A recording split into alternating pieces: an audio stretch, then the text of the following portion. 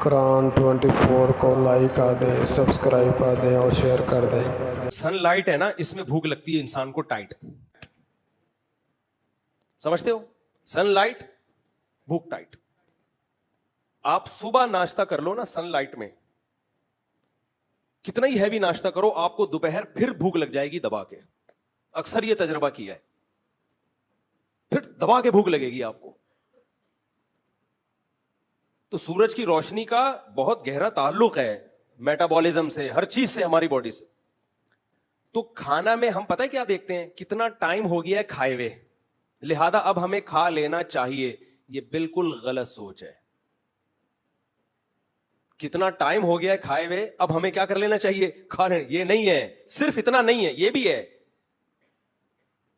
نبی صلی اللہ علیہ وسلم سے جو ثابت ہے جو چیز، وہ ہے ظہیرہ، دوپہر کا کھانا 11:30 12 بجے، یہ کھانا نبی صلی اللہ علیہ وسلم سے ثابت ہے۔ پھر مغرب کے فوراً بعد، جس کو تاشی کہا جاتا تھا۔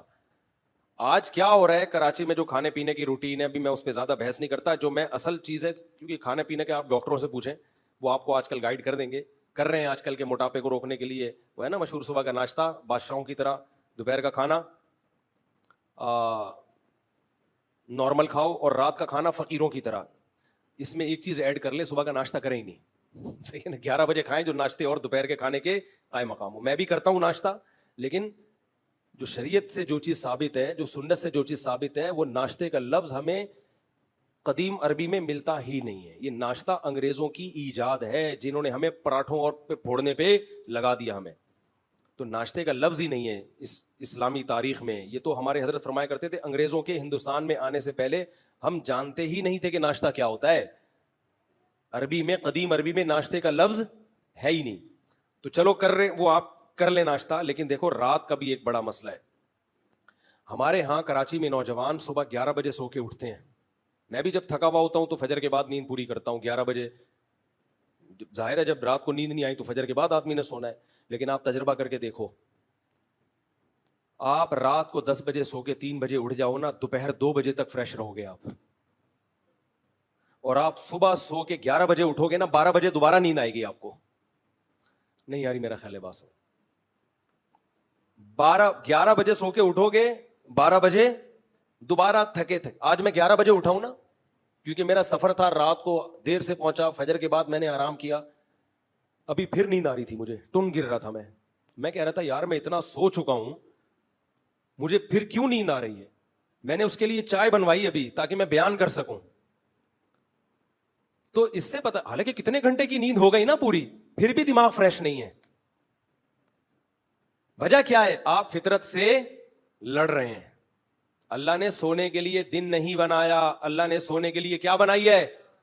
رات بنائی۔ میرا بھانجا بیٹھا ہوا تھا، وہ صبح 3 بجے کا اٹھا ہوا ہے، میرے سامنے بیٹھا ہوا تھا، وہ فریش ہے، ابھی بھی بیٹھا ہوا ہے۔ وہ رات 10 بجے سویا ہے، صبح 3 بجے، 10 سے اندازہ لگاؤ 11 12 1 2 3 5 گھنٹے سویا ہے وہ۔ ابھی کی بات ہے، آج ہی کی۔ میں بیٹھا ہوا ہوں ٹن، دماغ میرا فریش نہیں۔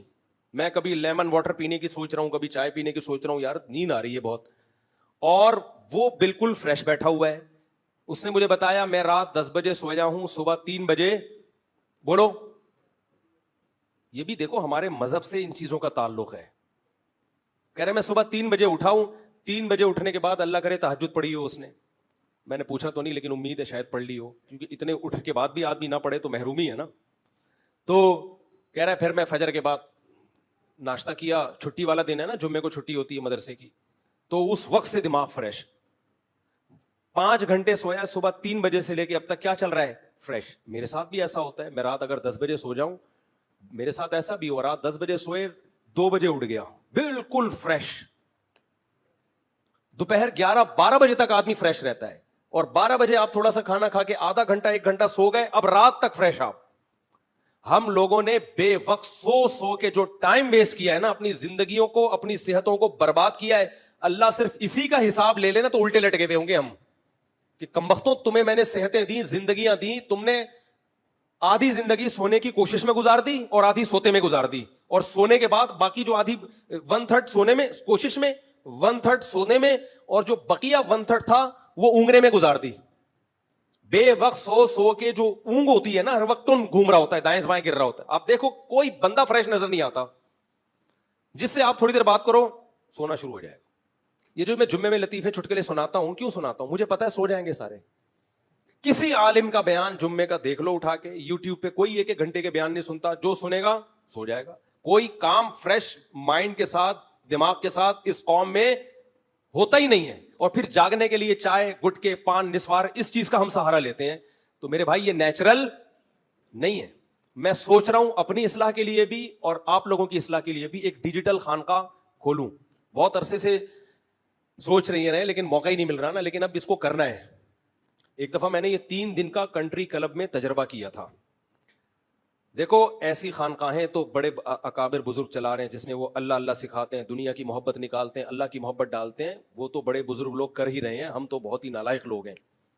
یہ بھی ہوگا، لیکن ہماری قوم کا جو سب سے بڑا عذاب ہے نا، خدا یعنی دل چاہتا ہے، اب یہ میم بنا کے لوگ چلا دیتے ہیں، دل چاہتا ہے پکڑ پکڑ کے جوتے مارو ان کو. تو یہ اتنا لفظ کاٹ کے نا جس سے ٹرک نکالنی ہوتی ہے اس کی تصویر لگاتے ہیں لوگ اور میں یہ چلا دیتے. دل چاہتا ہے پکڑ پکڑ کے اس کو جوتے مارو. سست آدمی نہ اللہ کو پسند نہ لوگوں کو پسند. شوہر سست ہو بیوی کو پسند ہوگا؟ کیا مننے کے ابا اڑ جاؤ، یہ لا دو وہ لا دو. بیوی سست ہو شوہر کو پسند ہوتی ہے؟ بولو نا. قوم سست ہو ترقی کرے گی؟ آپ کا کیا خیال ہے؟ ہم حکمرانوں کو برا بلا کہتے ہیں، ہم خود کون سا ٹھیک ہے بھائی؟ کیا پاکستانی قوم کا شمار چست لوگوں میں ہوتا ہے یا سست لوگوں میں ہوتا ہے؟ سست میں ہوتا ہے. چست میں ہوتا نا تو ٹرینیں ٹائم پہ ہوتی، فلائٹیں کبھی لیٹ. بولو پی آئی اے لیٹ ہوگی لیکن جب اوپر جائے گی نا اسپیڈ فل ہوگی اس کی. اچھا پی آئی اے میں ہم نے یہ دیکھا ہے بہت اسپیڈ کے ساتھ اڑاتے ہیں، جو ٹائم ہوگا نا اس سے پہلے ہی پہنچا دیتے ہیں. ہوا میں فل کیا ہوتی ہے؟ پائلٹ کی اسپیڈ بہت تیز ہوتی ہے. تو اس کی کچھ حکمتیں ہیں، وہ پھر کبھی اکیلے میں ملیں گے تو بتائیں گے. پی آئی اے کی فلائٹ پہ آپ جب اڑیں گے نا تو جو ڈیوریشن ہوگا نا اکثر وہ اس سے پہلے پہنچا دیتے ہیں. اس میں راز ہیں، اس میں بہت بڑے بڑے راز ہیں. کبھی اکیلے میں ملیں گے تو انشاءاللہ. کوئی نیگیٹو چیز نہیں ہے پازیٹیو ہی، لیکن بڑی خاندانی ہے. اکیلے میں ملیں گے تو بتائیں گے انشاءاللہ. تو دنیا میں دیکھو جب بھی ہم کوئی ایوارڈ دیتے ہیں اکثر 1st 2nd اور 3rd پوزیشن والوں کو ملتا ہے، ایسا ہی ہے نا. 4th اور 5th کو کسی کھاتے میں نہیں لایا جاتا. تو دنیا میں چست قوموں میں نمبر 1 کون، دوسری نمبر پہ کون اور تیسرے نمبر پہ کون؟ ایسی ایک کیلکولیشن ہے، ایک ریسرچ ہے کہ سب سے چست سمجھتے ہیں نا ایکٹیو، سب سے ایکٹیو قوم کون سی ہے. تو اسی کو الٹا کر لے نا اگر، تو دنیا میں نمبر 1 سست قوم بھی مسلم کنٹری کا نام آتا ہے. دنیا میں as a country, as a nation جو دوسرے نمبر پہ سب سے سست ہے اس میں بھی کس کا نام آتا ہے؟ مسلم کنٹری کا.